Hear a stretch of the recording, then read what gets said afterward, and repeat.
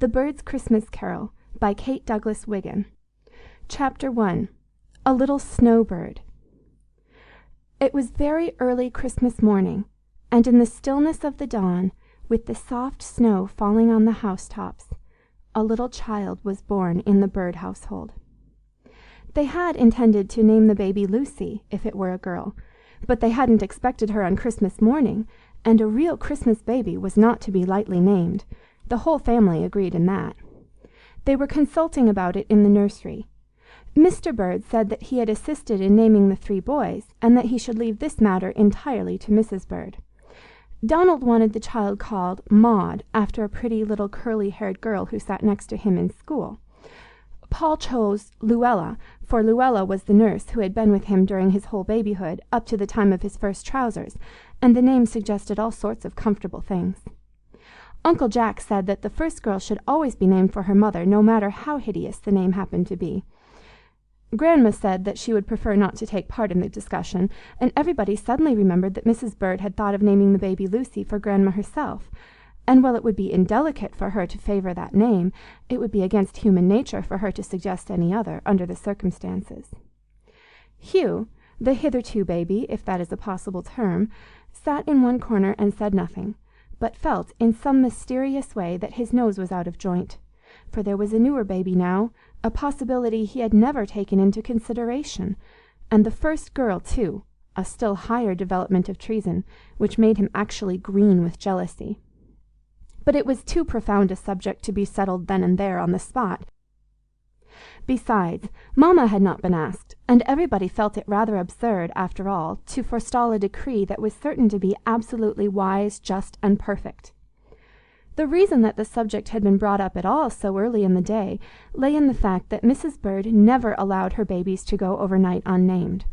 She was a person of so great decision of character that she would have blushed at such a thing. She said that to let blessed babies go dangling and dawdling about without names for months and months was enough to ruin them for life. She also said that if one could not make up one's mind in 24 hours, it was a sign that... But I will not repeat the rest, as it might prejudice you against the most charming woman in the world. So Donald took his new velocipede and went out to ride up and down the stone pavement and notch the shins of innocent people as they passed by, while Paul spun his musical top on the front steps. But Hugh refused to leave the scene of action.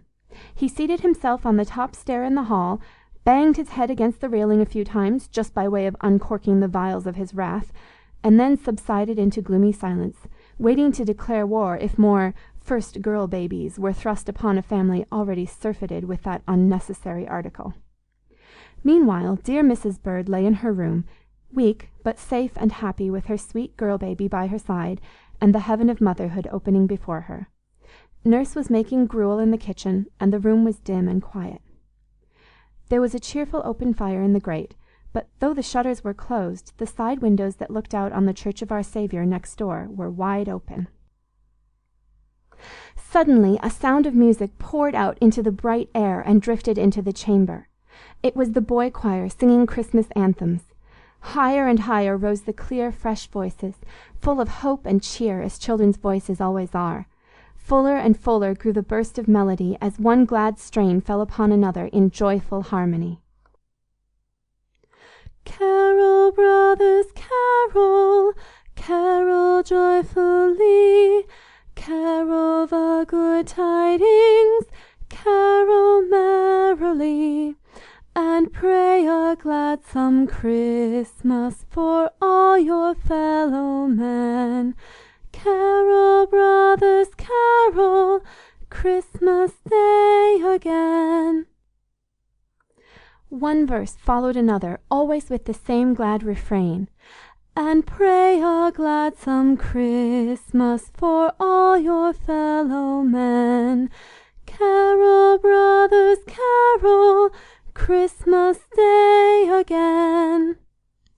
Mrs. Bird thought, as the music floated in upon her gentle sleep, that she had slipped into heaven with her new baby, and that the angels were bidding them welcome.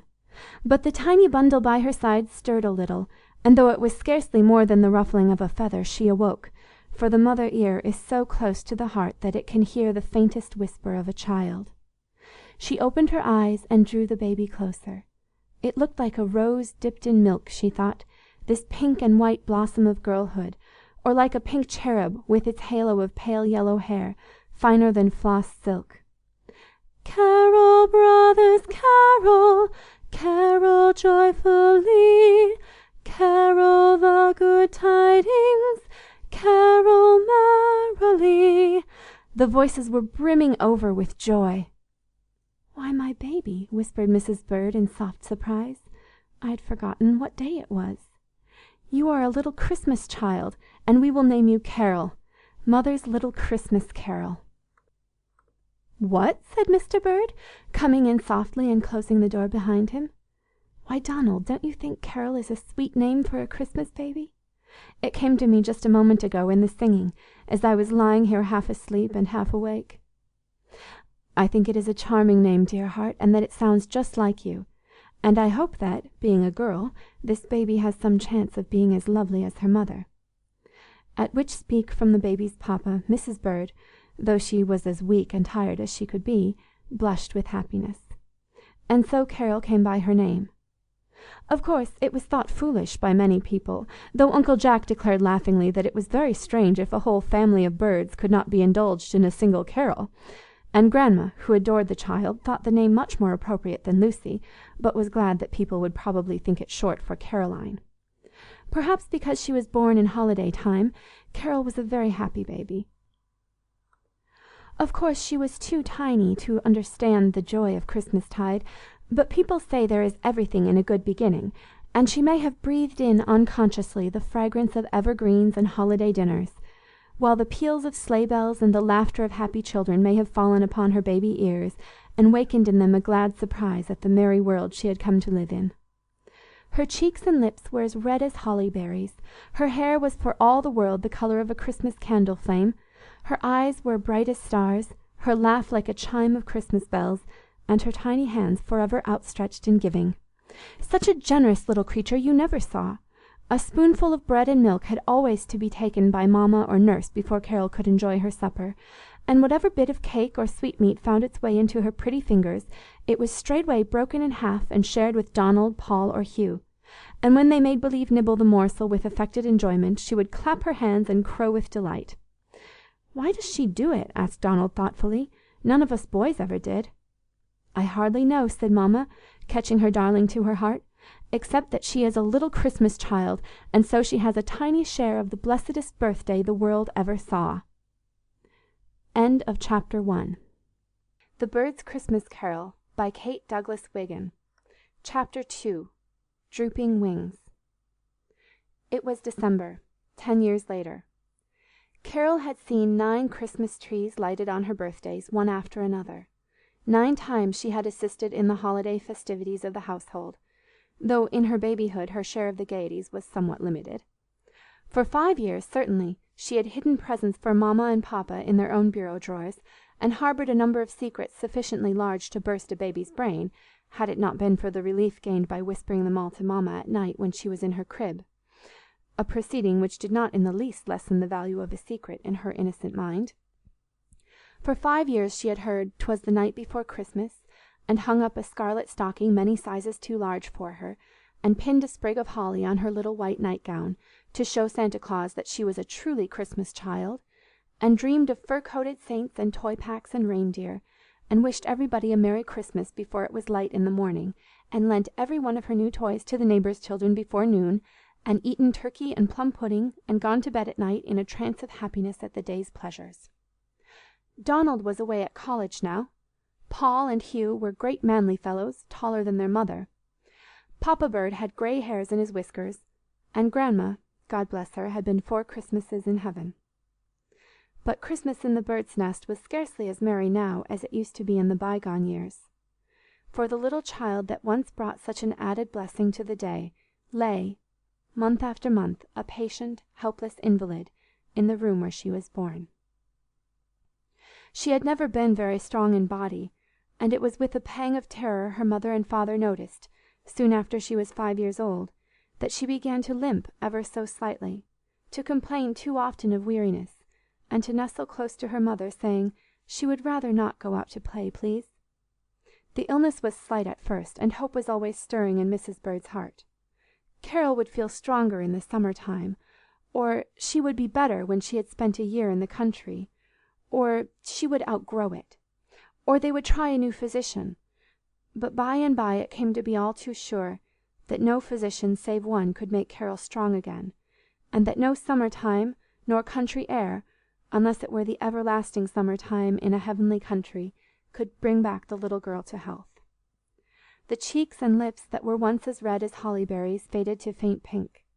The star-like eyes grew softer, for they often gleamed through tears, and the gay child laugh that had been like a chime of Christmas bells gave place to a smile so lovely, so touching, so tender and patient, that it filled every corner of the house with a gentle radiance that might have come from the face of the Christ-child himself. Love could do nothing, and when we have said that, we have said all, for it is stronger than anything else in the whole wide world. Mr. and Mrs. Bird were talking it over one evening when all the children were asleep. A famous physician had visited them that day and told them that sometime, it might be in 1 year, it might be in more, Carol would slip quietly off into heaven whence she came. "Dear heart," said Mr. Bird, pacing up and down the library floor, "it is no use to shut our eyes to it any longer. Carol will never be well again. It almost seems as if I could not bear it when I think of that loveliest child, doomed to lie there day after day, and what is still more, to suffer pain that we are helpless to keep away from her. Merry Christmas, indeed! It gets to be the saddest day in the year to me." And poor Mr. Bird sank into a chair by the table and buried his face in his hands, to keep his wife from seeing the tears that would come in spite of all his efforts. "But, Donald dear," said sweet Mrs. Bird, with trembling voice, "Christmas Day may not be so merry with us as it used, but it is very happy, and that is better, and very blessed, and that is better yet. I suffer chiefly for Carol's sake, but I have almost given up being sorrowful for my own. I am too happy in the child, and I see too clearly what she has done for us and for our boys." "That's true. Bless her sweet heart," said Mr. Bird. "She has been better than a daily sermon in the house ever since she was born, and especially since she was taken ill." Yes, Donald and Paul and Hugh were 3 strong, wilful, boisterous boys, but you seldom see such tenderness, devotion, thought for others, and self-denial in lads of their years. A quarrel or a hot word is almost unknown in this house. Why? Carol would hear it, and it would distress her. She is so full of love and goodness. The boys study with all their might and main. Why? Partly, at least, because they like to teach Carol and amuse her by telling her what they read. When the seamstress comes, she likes to sew in Miss Carol's room, because there she forgets her own troubles, which heaven knows are sore enough. And as for me, Donald, I am a better woman every day for Carol's sake. I have to be her eyes, ears, feet, hands, her strength, her hope, and she, my own little child, is my example." "I was wrong, dear heart," said Mr. Bird more cheerfully. "We will try not to repine, but to rejoice instead that we have an angel of the house like Carol. And as for her future," Mrs. Bird went on, "I think we need not be over-anxious. I feel as if she did not belong altogether to us, and when she has done what God sent her for, He will take her back to Himself. And it may not be very long." Here it was poor Mrs. Bird's turn to break down, and Mr. Bird's turn to comfort her. End of chapter 2. The Bird's Christmas Carol by Kate Douglas Wiggin. Chapter 3. The Bird's Nest. Carol herself knew nothing of motherly tears and fatherly anxieties. She lived on peacefully in the room where she was born. But you would never have known that room, for Mr. Bird had a great deal of money, and though he felt sometimes as if he wanted to throw it all in the ocean, since it could not buy a strong body for his little girl, yet he was glad to make the place she lived in just as beautiful as it could be made. The room had been extended by the building of a large addition that hung out over the garden below, and was so filled with windows that it might have been a conservatory. The ones on the side were thus still nearer the little church of Our Saviour than they used to be. Those in front looked out on the beautiful harbour, and those in the back commanded a view of nothing in particular but a little alley. Nevertheless, they were pleasantest of all to Carol, for the Ruggles family lived in the alley, and the 9 little, middle-sized, and big Ruggles children were the source of inexhaustible interest. The shutters could all be opened, and Carol could take a real sun bath in this lovely glass house, or they could all be closed when the dear head ached or the dear eyes were tired. The carpet was of soft grey, with clusters of green bay and holly leaves. The furniture was of white wood, on which an artist had painted snow scenes and Christmas trees and groups of merry children ringing bells and singing carols. Donald had made a pretty polished shelf and screwed it on to the outside of the footboard, and the boys always kept this full of blooming plants, which they changed from time to time. The headboard, too, had a bracket on either side, where there were pots of maidenhair ferns. Lovebirds and canaries hung in their golden houses in the windows, and they, poor caged things, could hop as far from their wooden perches as Carol could venture from her little white bed. On one side of the room was a bookcase filled with hundreds, yes, I mean it, with hundreds and hundreds of books. Books with gay-coloured pictures, books without, books with black and white outline sketches, books with none at all, books with verses, books with stories, books that made children laugh, and some that made them cry, books with words of one syllable for tiny boys and girls, and books with words of fearful length to puzzle wise ones. This was Carol's circulating library. Every Saturday she chose 10 books, jotting their names down in a little diary. Into these she slipped cards that said, "Please keep this book 2 weeks and read it. With love, Carol Bird." Then Mrs. Bird stepped into her carriage and took the 10 books to the Children's Hospital, and brought home 10 others that she had left there the fortnight before. This was a source of great happiness, for some of the hospital children that were old enough to print or write, and were strong enough to do it, wrote Carol cunning little letters about the books, and she answered them, and they grew to be friends. It is very funny, but you do not always have to see people to love them. Just think about it, and see if it isn't so.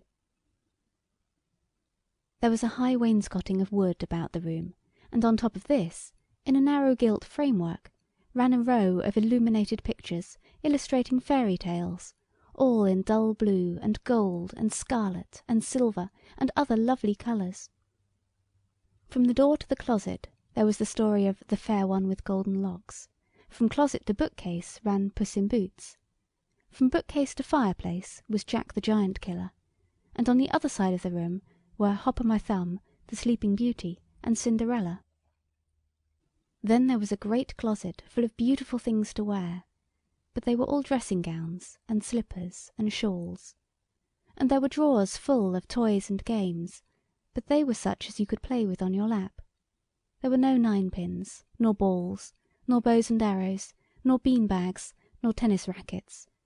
But, after all, other children needed those more than Carol Bird, for she was always happy and contented, whatever she had or whatever she lacked. And after the room had been made so lovely for her, on her 8th Christmas she always called herself, in fun, a bird of paradise. On these particular December days she was happier than usual, for Uncle Jack was coming from Europe to spend the holidays. Dear, funny, jolly, loving, wise Uncle Jack, who came every 2 or 3 years, and brought so much joy with him that the world looked as black as a thundercloud for a week after he went away again. The mail had brought this letter. London, November 28th, 1880-something. Wish you Merry Christmas, you dearest birdlings in America. Preen your feathers, and stretch the bird's nest a little, if you please, and let Uncle Jack in for the holidays. I am coming with such a trunk of treasures that you'll have to borrow the stockings of Barnum's giant and giantess. I am coming to squeeze a certain little ladybird until she cries for mercy. I am coming to see if I can find a boy to take care of a little black pony I bought lately. It's the strangest thing I ever knew. I've hunted all over Europe, and can't find a boy to suit me. I'll tell you why. I've set my heart on finding one with a dimple in his chin, because this pony particularly likes dimples." "Hurrah!" cried Hugh. "Bless my dear dimple, I'll never be ashamed of it again." "Please drop a note to the clerk of the weather, and have a good rousing snowstorm, say on the 22nd. None of your meek, gentle, nonsensical, shilly-shallying snowstorms, not the sort where the flakes float lazily down from the sky, as if they didn't care whether they ever got here or not, and then melt away as soon as they touch the earth. but a regular business-like whizzing-whirring, blurring, cutting snowstorm, warranted to freeze and stay on. I should like rather a large Christmas tree, if it's convenient. Not one of those sprigs, 5 or 6 feet high, that you used to have 3 or 4 years ago, when the birdlings were not fairly feathered out, but a tree of some size. Set it up in the garret if necessary, and then we can cut a hole in the roof if the tree chances to be too high for the room. Tell Bridget to begin to fatten a turkey. Tell her, by the 20th of December, that turkey must not be able to stand on its legs for fat, and then on the next 3 days she must allow it to recline easily on its side and stuff it to bursting. 1 ounce of stuffing beforehand is worth £1 afterwards. The pudding must be unusually huge, and darkly, deeply, lugubriously black in colour. It must be stuck so full of plums that the pudding itself will ooze into the pan and not be brought on to the table at all. I expect to be there by the 20th to manage these little things, remembering it is the early bird that catches the worm, but give you the instructions in case I should be delayed. And Carol must decide on the size of the tree. She knows best, she was a Christmas child. And she must plead for the snowstorm. The clerk of the weather may pay some attention to her. And she must look up the boy with the dimple for me. She's likelier to find him than I am this minute. She must advise about the turkey, and Bridget must bring the pudding to her bedside, and let her drop every separate plum into it, and stir it once for luck, or I'll not eat a single slice. For Carol is the dearest part of Christmas to Uncle Jack, and he'll have none of it without her.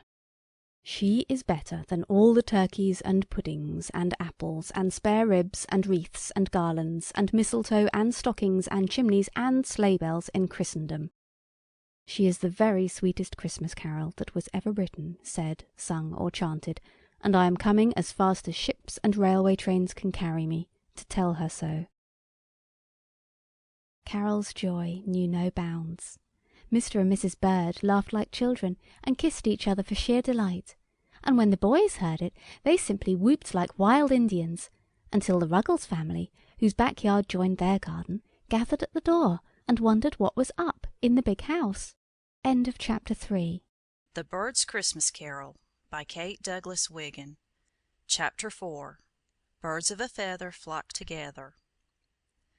Uncle Jack did really come on the 20th. He was not detained by business, nor did he get left behind nor snowed up, as frequently happens in stories, and in real life, too, I am afraid.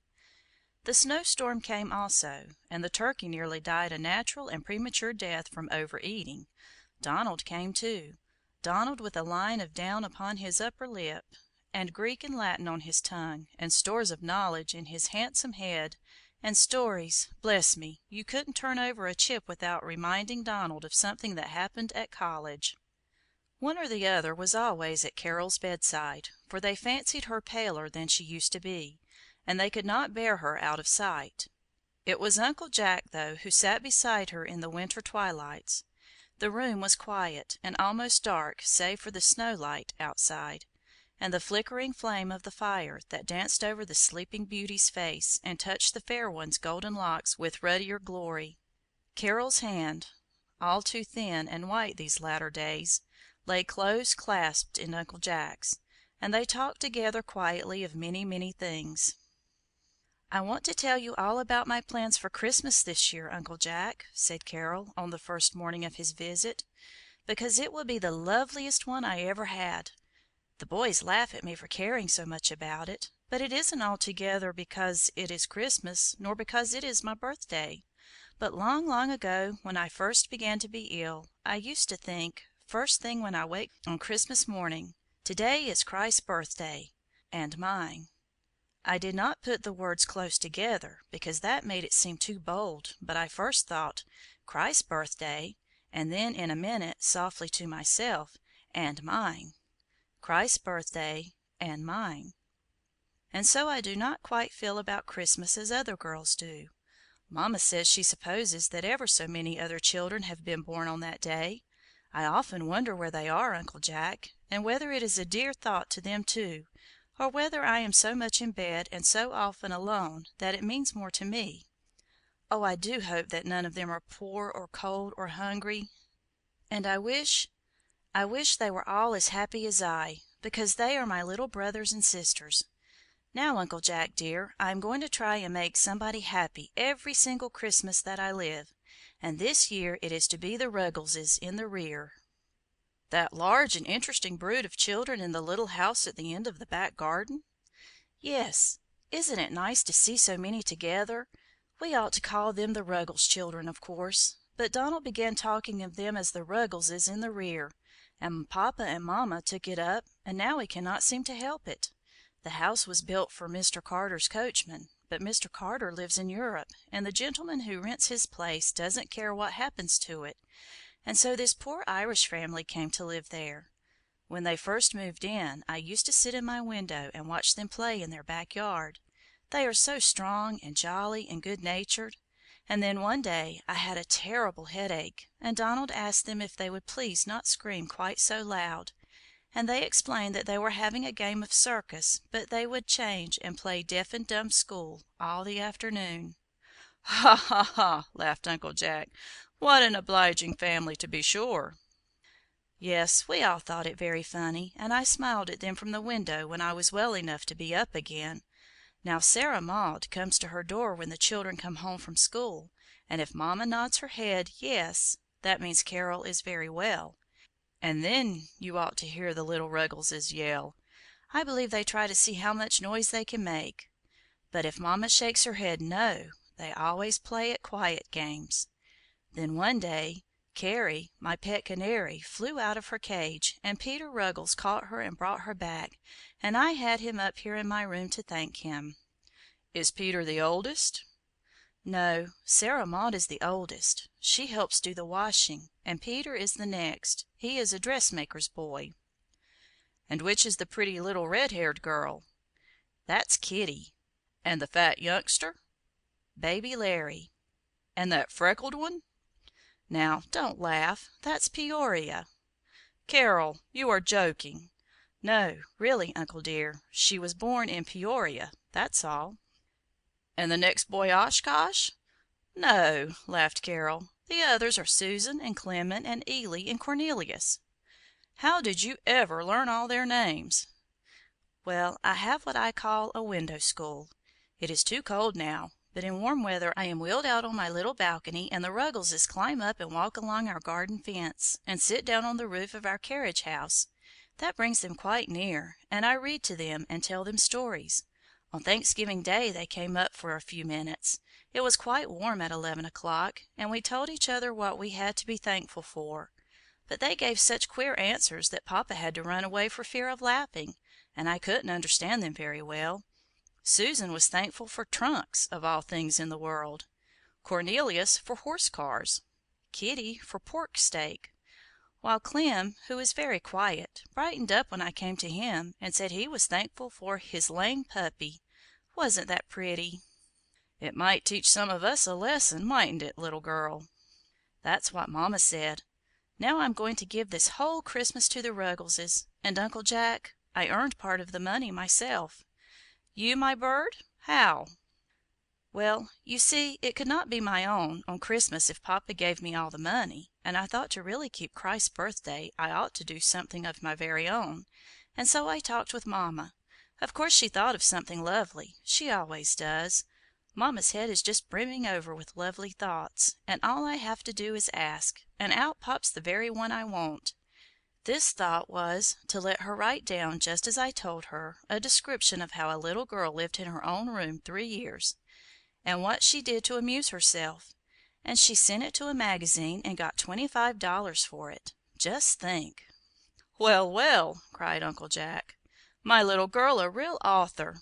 And what are you going to do with this wonderful own money of yours?" "I shall give the 9 Ruggleses a grand Christmas dinner, here in this very room. That will be Papa's contribution, and afterwards a beautiful Christmas tree, fairly blooming with presents. That will be my part. For I have another way of adding to my $25, so that I can buy everything I like. I should like it very much if you would sit at the head of the table, Uncle Jack, for nobody could ever be frightened of you, you dearest, dearest, dearest thing that ever was. Mama is going to help us, but Papa and the boys are going to eat together downstairs for fear of making the little Ruggleses shy." And after we've had a merry time with the tree, we can open my window and all listen together to the music at the evening church service, if it comes before the children go. I have written a letter to the organist, and asked him if I might have the 2 songs I like best. Will you see if it is all right? Bird's Nest, December 21st, 1880. Dear Mr. Wilkie, I am the little sick girl who lives next door to the church, and as I seldom go out, the music on practice days and Sundays is one of my greatest pleasures. I want to know if you can let the boys sing Carol, Brothers, Carol on Christmas night, and if the one who sings My Ain Country so beautifully may please sing that too. I think it is the loveliest song in the world, but it always makes me cry. Doesn't it you? If it isn't too much trouble, I hope they can sing them both quite early, as after 10 o'clock I may be asleep. Yours respectfully, Carol Bird. P.S. The reason I like Carol, Brothers, Carol is because the choir boys sang it 11 years ago, the morning I was born, and put it into Mama's head to call me Carol. She didn't remember then that my other name would be Bird, because she was half asleep and couldn't think of but one thing at a time. Donald says if I had been born on the 4th of July, they would have named me Independence, or if on the 22nd of February, Georgina, or even Cherry, like Cherry in Martin Chuzzlewit. But I like my own name and birthday best. Yours truly, Carol Bird. Uncle Jack thought the letter quite right, and did not even smile at her telling the organist so many family items. The day flew by, as they always fly in holiday time, and it was Christmas Eve before anybody knew it. The family festival was quiet and very pleasant, but quite swallowed up in the grand preparations for next day. Carol and Elfrida, her pretty German nurse, had ransacked books and introduced so many plans and plays and customs and merry-makings from Germany and Holland and England and a dozen other places that you would scarcely have known how or where you were keeping Christmas. The dog and the cat had enjoyed their celebration under Carol's direction. Each had a tiny table with a lighted candle in the center, and a bit of bologna sausage placed very near it, and everybody laughed till the tears stood in their eyes to see Villikins and Dinah struggle to nibble the sausages, and at the same time evade the candle flame. Villikins barked and sniffed and howled in impatience, and after many vain attempts succeeded in dragging off the prize, though he singed his nose in doing it. Dinah, meanwhile, watched him placidly, her delicate nostrils quivering with expectation, and, after all excitement had subsided, walked with dignity to the table, her beautiful gray satin tail sweeping behind her, and calmly putting up one velvet paw, drew the sausage gently down, and walked out of the room without turning a hair, so to speak.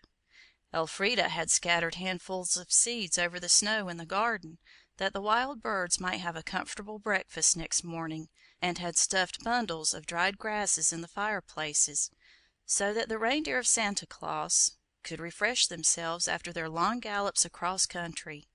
This was really only done for fun, but it pleased Carol. And when, after dinner, the whole family had gone to church to see the Christmas decorations, Carol limped wearily out on her little crutches, and with Elfrida's help placed all the family boots in a row in the upper hall. That was to keep their dear ones from quarreling all through the year. There were Papa's stout top boots, Mama's pretty button shoes next, then Uncle Jack's, Donald's, Paul's, and Hugh's, and at the end of the line her own little white worsted slippers. Last and sweetest of all, like the little children in Austria, she put a lighted candle in her window to guide the dear Christ-child, lest he should stumble in the dark night as he passed up the deserted street. This done, she dropped into bed, a rather tired but very happy Christmas fairy. End of Chapter 4. The Bird's Christmas Carol, by Kate Douglas Wiggin. Chapter 5. Some Other Birds Are Taught to Fly. Before the earliest Ruggles could wait and toot his 5-cent tin horn, Mrs. Ruggles was up and stirring about the house, for it was a gala day in the family. Gala day! I should think so! Were not her 9 children invited to a dinner party at the great house, and weren't they going to sit down free and equal with the mightiest in the land? She had been preparing for this grand occasion ever since the receipt of the invitation, which, by the way, had been speedily enshrined in an old photograph frame and hung under the looking-glass in the most prominent place in the kitchen, where it stared the occasional visitor directly in the eye, and made him pale with envy. Bird's Nest, December 17th, 1880. Dear Mrs. Ruggles, I am going to have a dinner party on Christmas Day, and would like to have all your children come. I want them every one, please, from Sarah Maud to baby Larry. Mama says dinner will be at 5:30, and the Christmas tree at 7, so you may expect them home at 9 o'clock. Wishing you a Merry Christmas and a Happy New Year. I am, yours truly, Carol Bird. Breakfast was on the table promptly at 7 o'clock, and there was very little of it, too, for it was an excellent day for short rations, though Mrs. Ruggles heaved a sigh as she reflected that even the boys, with their India-rubber stomachs, would be just as hungry the day after the dinner party as if they had never had any at all. As soon as the scanty meal was over, she announced the plan of the campaign. "Now, Susan, you and Kitty wash up the dishes, and Peter, can't you spread up the beds, so I can get ter cuttin' out Larry's new suit? I ain't satisfied with his clothes, and I thought in the night of a way to make him a dress out of my old plaid shawl, kind of Scotch style, yer know. You boys clear out from underfoot. Clem, you and Con hop into bed with Larry while I wash your underflannins. 'Twon't take long to dry 'em. Sarah Maud, I think 'twould be perfectly handsome if you ripped them brass buttons off your uncle's policeman's coat and sewed 'em in a row up the front o' your green skirt. Susan, you must iron out yours and Kitty's aprons. And there, I can mighty near forgettin' Peory's stockin's. I counted the whole lot last night when I was washin' of 'em, and there ain't but 19. Anyhow, you're fix 'em, and no 9 pairs mates nohow. And I ain't goin' ter have my children wearin' odd stockin's to a dinner comp'ny, brought up as I was. Ely, can't you run out and ask Mis' Cullen ter lend me a pair o' stockin's for Peory, and tell her if she will, Peory'll give Jim half her candy when she gets home. Won't yer, Peory?" Peoria was young and greedy, and thought the remedy so much worse than the disease that she set up a deafening howl at the projected bargain, a howl so rebellious and so out of all season that her mother started in her direction with flashing eye and uplifted hand.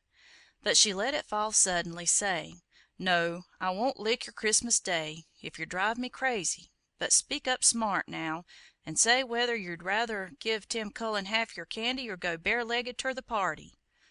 The matter being put so plainly, Peoria collected her faculties, dried her tears, and chose the lesser evil, Clem having hastened the decision by an affectionate wink. That meant he'd go halves with her on his candy. "That's a lady!" cried her mother.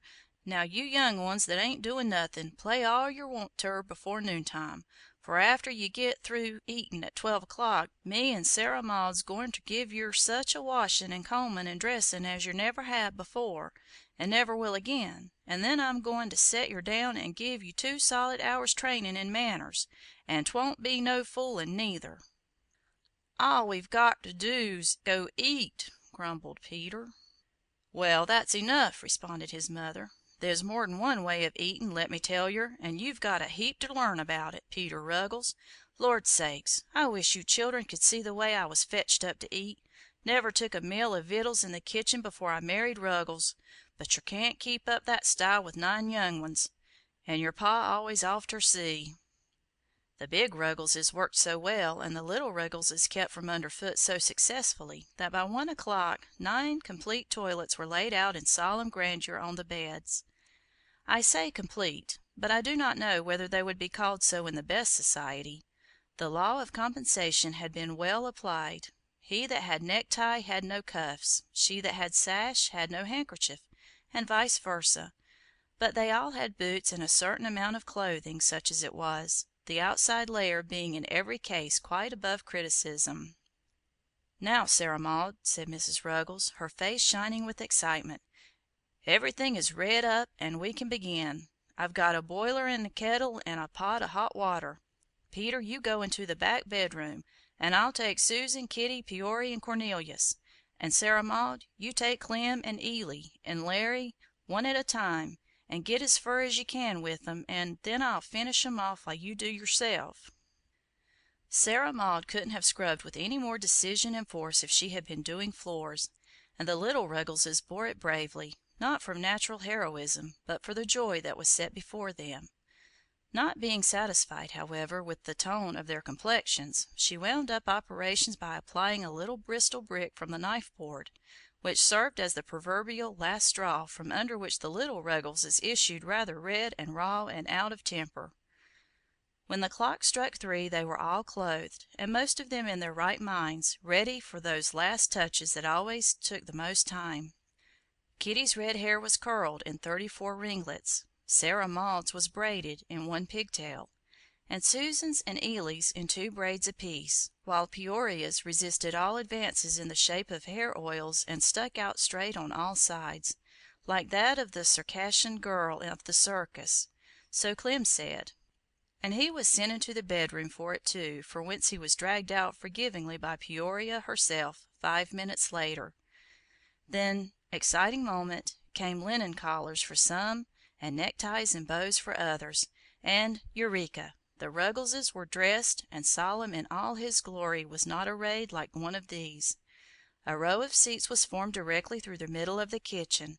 There were not quite enough chairs for 10, since the family had rarely all wanted to sit down at once, somebody always being out or in bed, but the woodbox and the coal hod finished out the line nicely. The children took their places according to age, Sarah Maud at the head and Larry on the coal hod, and Mrs. Ruggles seated herself in front, surveying them proudly as she wiped the sweat of honest toil from her brow. "Well," she exclaimed, "if I do say so as shouldn't, I never see a cleaner, more stylish mess o' children in my life. I do wish Ruggles could look at ye for a minute. Now I've often told you what kind of family the McGrills was. I've got some reason to be proud. Your uncle is on the police force o' New York City. You can take up the newspaper most any day and see his name printed right out, James McGrill, and I can't have my children fetched up common, like some folks. When they go out they've got to have clothes and learn ter act decent. Now I want ter see how you're goin' to behave when you git there tonight. Let's start at the beginnin' and act out the whole business. Pile into the bedroom there, every last one of you, and show me how you're goin' to go into the parlor. This'll be the parlor, and I'll be Miss Bird." The youngsters hustled into the next room in high glee, and Mrs. Ruggles drew herself in her chair with an infinitely haughty and purse-proud expression that much better suited a descendant of the McGrills than modest Mrs. Bird. The bedroom was small, and there was presently ensued such a clatter that you would have thought a herd of wild cattle had broken loose. The door opened, and they straggled in, all the little ones giggling, with Sarah Maud at the head, looking as if she had been caught in the act of stealing sheep, while Larry, being last in line, seemed to think the door a sort of gate of heaven which would be shut in his face if he didn't get there in time. Accordingly he struggled ahead of his elders and disgraced himself by tumbling in head foremost. Mrs. Ruggles looked severe. "There, I knew you'd do some sech fool way. Try it again, and if Larry can't come in on 2 legs he can stay ter home." The matter began to assume a graver aspect. The little Ruggleses stopped giggling and backed into the bedroom, issuing presently with lockstep, Indian file, a scared and hunted expression in every countenance. "No, no, no!" cried Mrs. Ruggles in despair. "You look for all the world like a gang o' prisoners. There ain't no style ter that. Spread out more, can't yer, and act kind o' careless like. Nobody's goin' to kill ye." The third time brought deserved success, and the pupils took their seats in the row. "Now yer know," said Mrs. Ruggles, "there ain't enough decent hats to go round, and if there was, I dunno 's I'd let yer wear 'em, for the boys would never think to take 'em off when they got inside. But anyhow, there ain't enough good ones. Now, look me in the eye. You needn't wear no hats, none of yer. And when you git int' the parlor, and they ask you for ter lay off yer hats, Sarah Maud must speak up and say it was sech a pleasant evenin' and sech a short walk that you left yer hats to home to save trouble. Now can you remember?" All the little Ruggleses shouted, "Yes, marm," in chorus. "What have you got ter do with it?" demanded their mother. "Did I tell you to say it? Wasn't I talkin' to Sarah Maud?" The little Ruggleses hung their diminished heads. "Yes, marm," they piped more feebly. "Now git up all o' ye and try it. Speak up, Sarah Maud." Sarah Maud's tongue clove to the roof of her mouth. "Quick! Ma thought it was such a pleasant hat that we'd better leave our short walk to home," recited Sarah Maud in an agony of mental effort. This was too much for the boys. "Oh, whatever shall I do with ye?" moaned the unhappy mother. "I suppose I've got to learn it to yer." Which she did, word for word, until Sarah Maud thought she could stand on her head and say it backwards. "Now, Cornelius, what are you going ter say to make yourself good company?" "Dunno," said Cornelius, turning pale. "Well, you ain't goin' to set there like a bump on a log 'thout sayin' a word ter pay for your vittles, air you? Ask Mis' Bird how she's feelin' this evenin', and if Mr. Bird's havin' a busy season, or somethin' like that. Now we'll make believe we've got ter the dinner. That won't be so hard, 'cause yer'll have somethin' to do. It's awful bothersome ter stand around and act stylish. If they have napkins, Sarah Maud down to Peory may put 'em in their laps, and the rest of you can tuck 'em in your necks. Don't eat with your fingers, don't grab no vittles off one 'nother's plates. Don't reach out for nothin', but wait till you're asked, and if you never get asked, don't get up and grab it. Don't spill nothin' on the tablecloth, or like's not Mis' Bird'll send yer away from the table. Now we'll try a few things ter see how they'll go. Mr. Clement, do you eat cranberry sarse?" "Bet your life!" cried Clem, who, not having taken in the idea exactly, had mistaken this for an ordinary family question. "Clement Ruggles, do you mean to tell me you'd say that to a dinner party? I'll give yer one more chance. Mr. Clement, will you take some of the cranberry?" "Yes, marm, thank ye kindly, if you happen ter have any handy." "Very good indeed. Mr. Peter, do you speak for white or dark meat?" "I ain't particular as ter color. Anything that nobody else won't will suit me," answered Peter with his best air. "First rate! Nobody could speak more genteel than that. Miss Kitty, will you have hard or soft sarse with your puddin'?" "A little of both, if you please, and I'm much obliged," said Kitty with decided ease and grace, at which all the other Ruggleses pointed the finger of shame at her, and Peter grunted expressively, that their meaning might not be mistaken. "You just stop your gruntin', Peter Ruggles. That was all right. I wish I could git it inter your heads that it ain't so much what yer say as the way yer say it. Ely, you and Larry's too little to train, so you just look at the rest, and do as they do, and the Lord have mercy on ye and help ye to act decent. Now is there anything more ye'd like to practice?" "If you tell me one more thing I can't set up and eat," said Peter gloomily. "I'm so cram full o' manners now I'm ready ter bust, 'thout no dinner at all." "Me too," chimed in Cornelius. "Well, I'm sorry for you both," rejoined Mrs. Ruggles sarcastically. "If the mountain o' manners you've got on hand now troubles ye, you're dreadful easy hurt. Now, Sarah Maud, after dinner, about once in so often, you must say, 'I guess we'd better be goin',' and if they say, 'Oh, no, set a while longer,' yer can stay. But if they don't say nothin', you've got ter git up and go. Can you remember? About once in so often." Could any words in the language be fraught with more terrible and wearing uncertainty? "Well," answered Sarah Maud mournfully, "seems as if this whole dinner party's set right square on top o' me. Maybe I could manage my own manners, but ter manage 9 mannerses is worse'n stayin' to home." "Oh, don't fret," said her mother good-naturedly. "I guess you'll git along. I wouldn't mind if folks would only say, 'Oh, children will be children,' but they won't.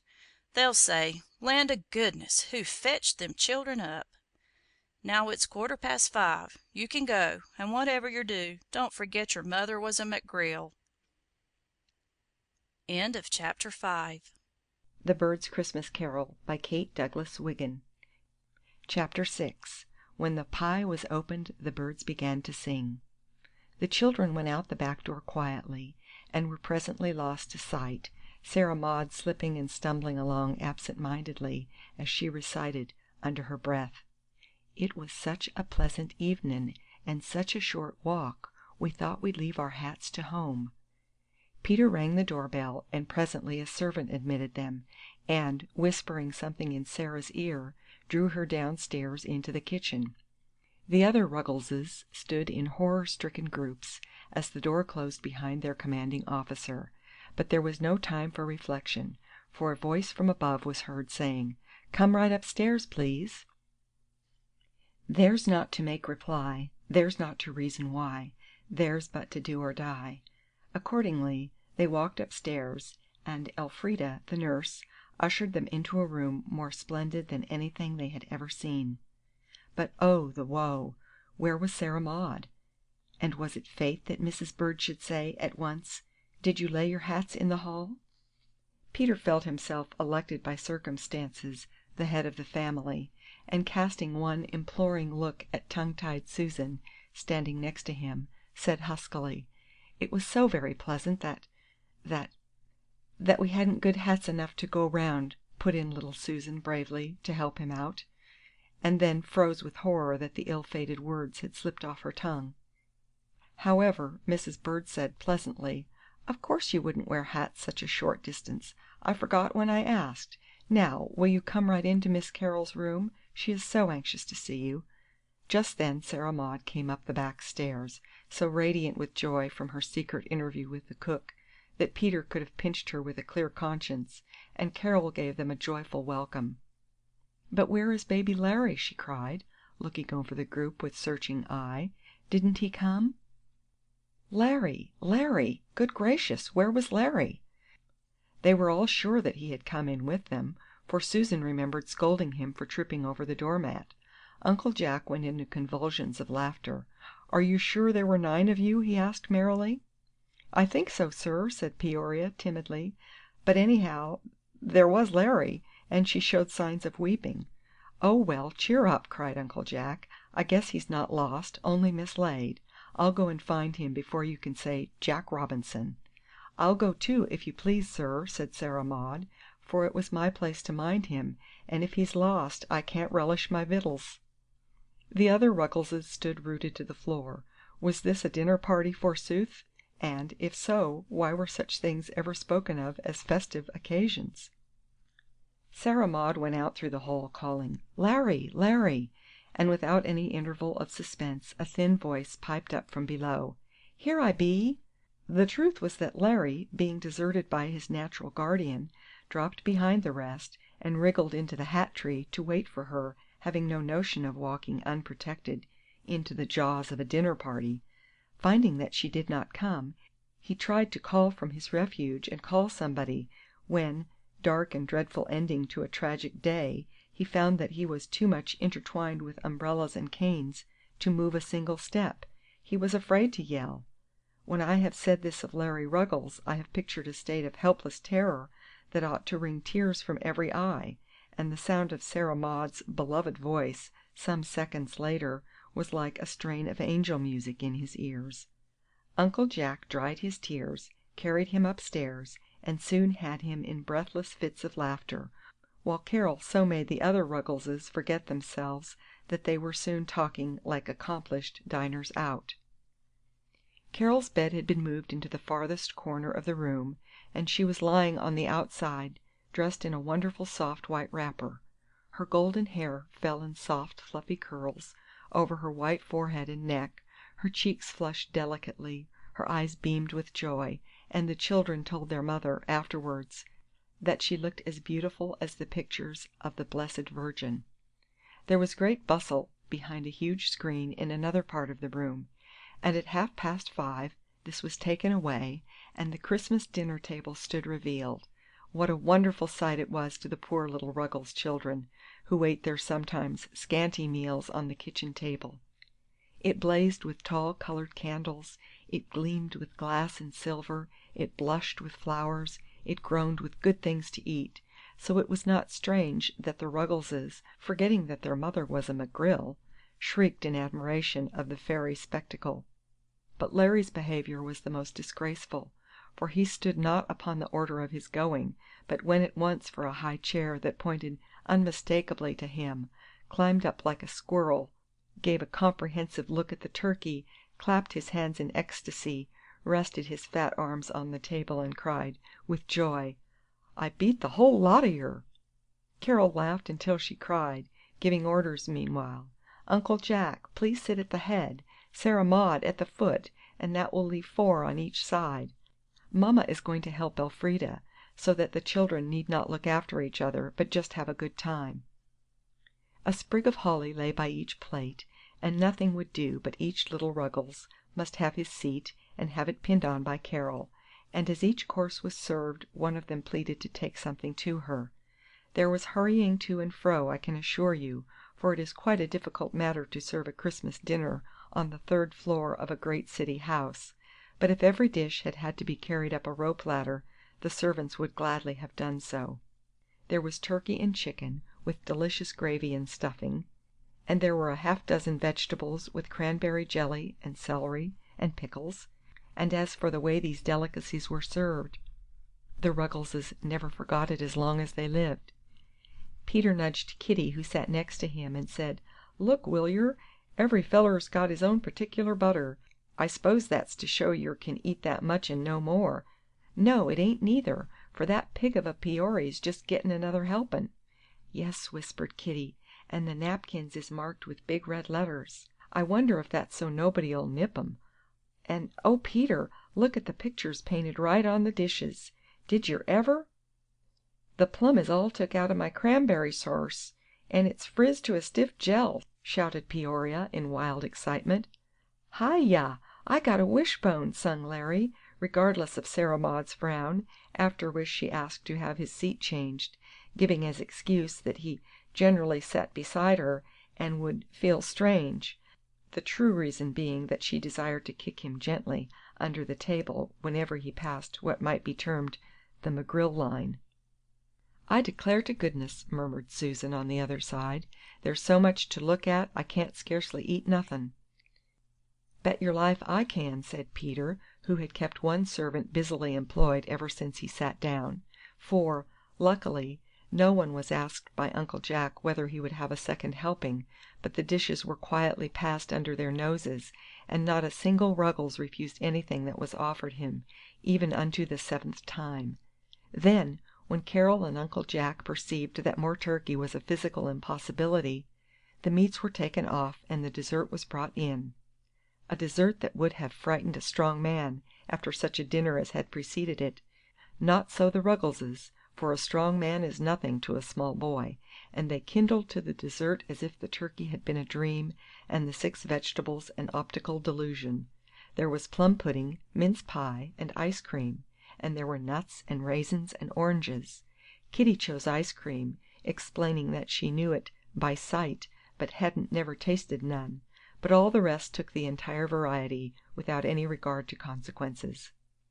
"My dear child," whispered Uncle Jack, as he took Carol an orange, "there is no doubt about the necessity of this feast, but I do advise you after this to have them twice a year, or quarterly perhaps, for the way they eat is positively dangerous. I assure you I tremble for that terrible Peoria. I'm going to run races with her after dinner."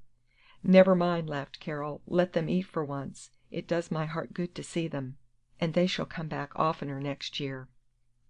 The feast being over, the Ruggleses lay back in their chairs languidly, and the table was cleared in a trice. Then a door was opened into the next room, and there, in a corner facing Carol's bed, which had been wheeled as close as possible, stood the brilliantly lighted Christmas tree, glittering with gilded walnuts and tiny silver balloons, and wreathed with snowy chains of popcorn. The presents had been bought mostly with Carol's store money, and were selected after long consultations with Mrs. Bird. Each girl had a blue knitted hood, and each boy a red crocheted comforter, all made by Mama, Carol, and Elfrida. "Because if you buy everything, it doesn't show so much love," said Carol. Then every girl had a pretty plaid dress of a different color, and every boy a warm coat of the right size. Here the useful presents stopped, and they were quite enough. But Carol had pleaded to give them something for fun. "I know they need the clothes," she had said, when they were talking over the matter just after Thanksgiving, "but they don't care much for them after all. Now, Papa, won't you please let me go without part of my presents this year, and give me the money they would cost, to buy something to amuse them?" "You can have both," said Mr. Bird promptly.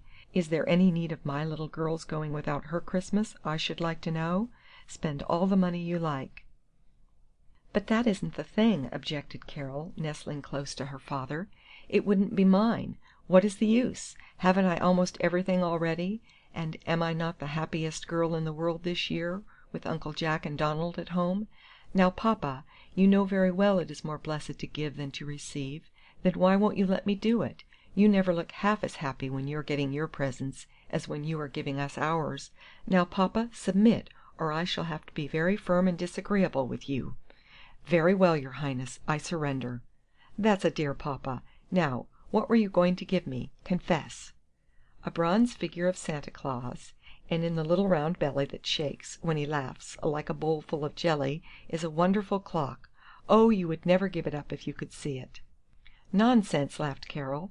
"As I never have to get up to breakfast, nor go to bed, nor catch trains, I think my old clock will do very well. Now, mamma, what were you going to give me?" "Oh, I hadn't decided. A few more books, and a gold thimble, and a smelling bottle, and a music box."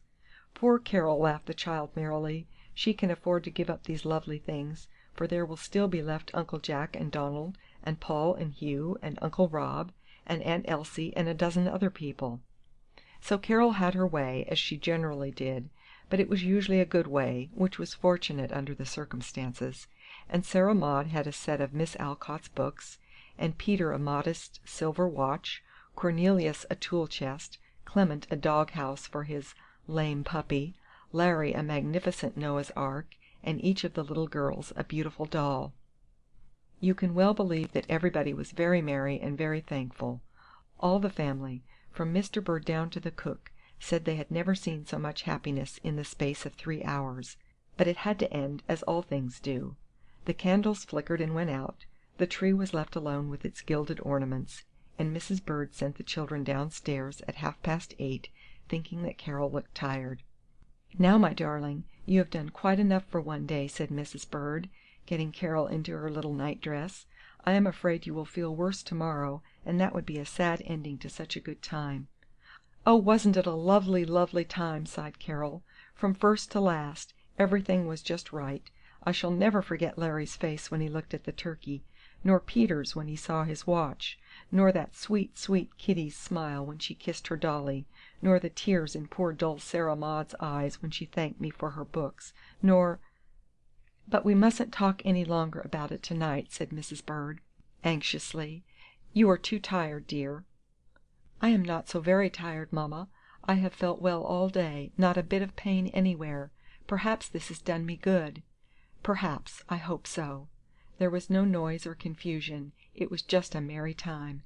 "Now, may I close the door and leave you alone? I will steal in softly the first thing in the morning and see if you are all right, but I think you need to be quiet." "Oh, I'm willing to stay alone, but I am not sleepy yet, and I am going to hear the music by and by, you know." "Yes, I have opened the window a little and put the screen in front of it, so that you will not feel the air. Can I have the shutters open? And won't you turn my bed a little, please? This morning I woke ever so early, and one bright beautiful star shone in that eastern window. I never saw it before, and I thought of the star in the east, that guided the wise men to the place where Jesus was. Good night, mamma. Such a happy, happy day." "Good night, my precious little Christmas Carol, Mother's blessed Christmas child." "Bend your head a minute, Mother dear," whispered Carol, calling her mother back. "Mamma dear, I do think that we have kept Christ's birthday this time just as He would like it, don't you?" "I am sure of it," said Mrs. Bird softly. Chapter 6. The Bird's Christmas Carol by Kate Douglas Wiggin. Chapter 7. The Birdling Flies Away.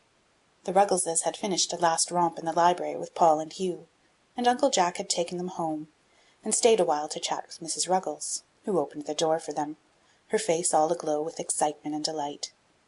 When Kitty and Clem showed her the oranges and nuts they had kept for her, she astonished them by saying that at 6 o'clock Mrs. Bird had sent her in the finest dinner she had ever seen in her life, and not only that, but a piece of dress goods that must have cost $1 a yard if it cost a cent.